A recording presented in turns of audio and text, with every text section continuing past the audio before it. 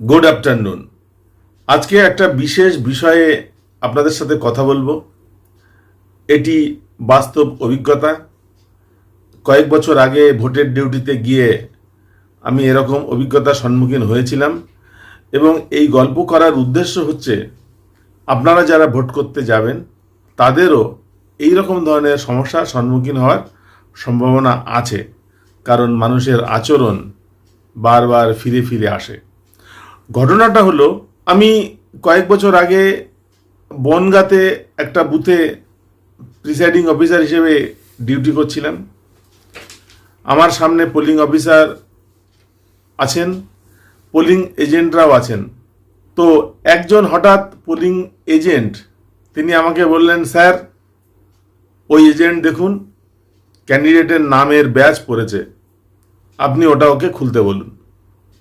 আমি চুপ আছি, কিন্তু উনি থামছেন না, উনি বলে যাচ্ছেন এবং ওনার সঙ্গে আরও একজন দুজন তারা গেটের বাইরে থেকে তারা ওখান থেকে চিৎকার করছেন।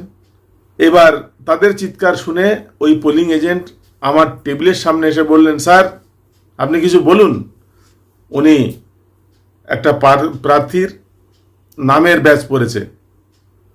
আমি শান্তভাবে বললাম, না পড়লেই উনি ভালো করতেন, কিন্তু উনি যখন পড়েছেন আপনিও পড়ে ফেলুন। কি আমি পড়ে ফেলবো? সঙ্গে সঙ্গে আরও দু চারজন চিৎকার জুড়ে দিলেন, আর বাইরে যারা ছিলেন তারা তো চিৎকার করছেনই। তারপরে দেখলাম গজগজ করতে করতে ভিতরে যিনি চিৎকার করছিলেন তিনি বললেন, আমি আপনার নামে রিপোর্ট করব বলতে বলতে চলে গেলেন, আর বাইরের লোকও চিৎকার করছে, রিপোর্ট করব। মিনিট 10-15 পরে আমার অফিসাররা এলেন, সেক্টর অফিসার আছেন তার মধ্যে। আমি যথারীতি উঠে দাঁড়ালাম, তিনি আমাকে বললেন, স্যার বাইরে আসুন, কথা আছে। আমি বাইরে গেলাম। ক্যান্ডিডেটের নাম লেখা ব্যাস পড়েছেন একজন এজেন্ট। আমাকে বললেন, আপনি ওটা অ্যালাউ করছেন কেন? আমি বললাম, কি করব? আমার সেক্টর অফিসার বলছেন আপনি ওটা খুলতে বলুন। আমি বললাম, না আমি বলবো না।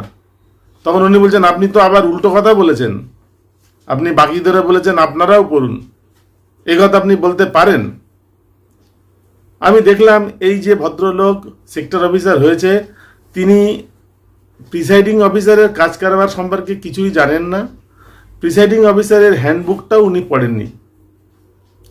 আমি বললাম, আমি ওনাকে বলেছি যে আপনারাও পড়ুন, এর মধ্যে অন্যায়ের কিছু নেই। উনি তো কিছুতেই শুনবেন না, অনেকক্ষণ ধরে উনি চিৎকার করে বলে গেলেন। আমি তারপরে ভিতরে এসে প্রিসাইডিং অফিসারের হ্যান্ডবুকটা দেখালাম, যে হ্যান্ডবুকটা আপনারা সবাই পেয়েছেন যারা ফার্স্ট পোলিং কিংবা প্রিসাইডিং হয়েছেন। সেই হ্যান্ডবুকের দুটো লাইন আমি ওনাকে পড়ে শোনালাম, আপনাদেরকেও আমি সেটি দেখাচ্ছি। এই হচ্ছে এবারের প্রিসাইডিং অফিসারের জন্য নির্দেশ পুস্তিকা, যেটা আমাদের ট্রেনিং সেন্টারে দেওয়া হয়েছে 2023 সালের। যে বছর এই ঘটনাটা ঘটেছিল সে বছরও এরকমই একটি প্রিসাইডিং অফিসারের জন্য নির্দেশ পুস্তিকা দেওয়া হয়েছিল, সালটা আরও আগের।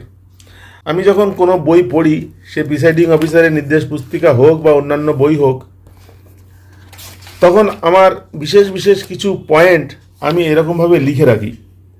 এই বইতে যেমন লেখা আছে, ভোটারদের লাইন, অস্ত্র 17, প্রার্থীর নামের ব্যাজ 2.22, 24 পেজ। আমি এইরকমই একটি বই ওনার সামনে তুলে ধরলাম। আমি বললাম, এখানে কি লেখা আছে আপনারা পড়ে দেখুন। সেটা আপনাদের পড়ে শোনাই। ভোট গ্রহণের দিন ভোট গ্রহণ কেন্দ্রের ভিতর রাজনৈতিক দলের নাম, প্রতীক বা প্রচার সহ কোনো টুপি, শাল ইত্যাদি পরিধান নিষিদ্ধ। কি বলেছে? রাজনৈতিক দলের নাম, প্রতীক বা প্রচার সহ কোনো টুপি, শাল ইত্যাদি পরিধান নিষিদ্ধ। 3 নম্বর পয়েন্টে কি আছে? অবশ্য পোলিং এজেন্টরা তারা যে প্রার্থীর এজেন্ট, তাৎক্ষণিক শনাক্তকরণের সুবিধার জন্য তারা সেই প্রার্থীর নামাঙ্কিত ব্যাজ দেহে ধারণ করতে পারবেন। এই লাইনটা আমি যখন আমার সেক্টর অফিসারকে দেখালাম, ওনার গলার আওয়াজ এবার কমে গেল। উনি আমাকে বললেন, বইটা আমাকে দিন, আপনি ভেতরে যান।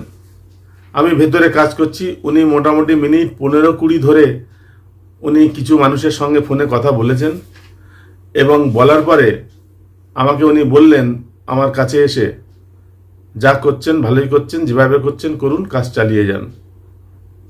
আমি আপনাদেরকে বলবো, যারা প্রিসাইডিং অফিসার বা পোলিং অফিসার হয়েছেন, এই নির্দেশ পুস্তিকাটা ভালো করে পড়ুন। বেশ কতগুলি জায়গা আছে যে জায়গাগুলিতে সমস্যা হয় এবং যেটা নিয়ে বিতর্ক হবে, আপনারা এরকম বইতে দাগিয়ে রাখুন এবং এই কথাগুলো যারা প্রশ্ন তুলবে তাদেরকে বোঝান। দেখবেন সমস্যা মিটে যাবে। আমাদের প্রিসাইডিং অফিসার হিসেবে আমরা কাজ করি, যতটা সম্ভব সততা নিয়ে নিয়ম মেনে আমরা কাজ করার চেষ্টা করি। কিন্তু কিছু লোক থাকে যারা নিয়ম জানে না, নিয়ম মানতেও চায় না, তাদের জন্য সমস্যাটা হয়। আপনাদেরকে আমি একটা টিপস দিলাম, এটা আপনারা করবেন। বইটা হাতের কাছে রাখবেন, প্রথম থেকে শেষ অবধি যা লেখা আছে পড়বেন।